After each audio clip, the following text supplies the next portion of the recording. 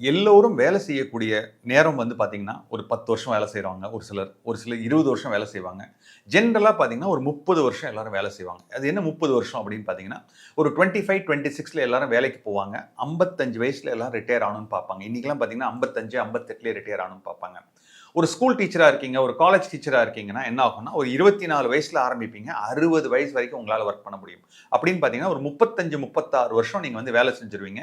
60 வயசுல ரிட்டயர் ஆயிடுவீங்க. ஆனா ரிட்டயர் ஆனதுக்கு அப்புறம் பார்த்தீங்கன்னா, கிட்டத்தட்ட ஒரு 20லிருந்து 30 வருஷம், அதாவது நீங்க 90 வயசு வரைக்கும் நீங்க இருக்கிறீங்க அப்படின்னு பார்த்தீங்கன்னா, ஒரு 30 வருஷம் வந்து உங்களுக்கு எந்த விதமான வருமானமும் வராது.